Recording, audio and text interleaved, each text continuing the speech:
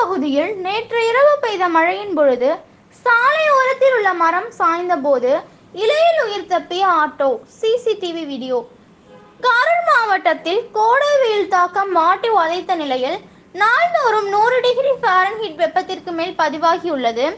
தமிழகத்தின் பல்வேறு மாவட்டங்களில் கடந்த சில தினங்களாக கனமழை பெய்து வருவதால் கரூர் மாவட்டம் முழுவதும் நேற்று கரூர், அரவக்குறிச்சி, பள்ளப்பட்டி, சின்னதாராபுரம், பரமத்தி, வேலாயுதம்பாளையம், நொய்யல் உள்ளிட்ட பல்வேறு பகுதிகளில் கனமழை பெய்தது. கரூர் மாவட்டத்தில் இன்று காலை 8 மணி நிலவரப்படி மழையின் அளவு 173.1 மில்லிமீட்டர் மழை அளவு பதிவாகியுள்ளது.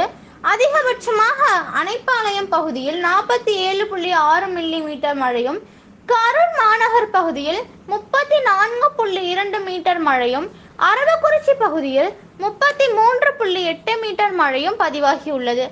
இந்நிலையில் பள்ளப்பட்டி பகுதியில் அமைந்துள்ள செல்லுமீதான் நகர் பகுதியில் நேற்று இரவு கனமழை பெய்த போது ஆட்டோ சாலையில் சென்று கொண்டிருந்த போது சாலை ஓரம் இருந்த மரம் திடீரென சாய்ந்து இது ஆட்டோ நூல் இலையில் தப்பித்தது. தற்பொழுது அந்த வீடியோ சமூக வலைதளங்களில் வைரலாக பகிரப்பட்டு வருகிறது.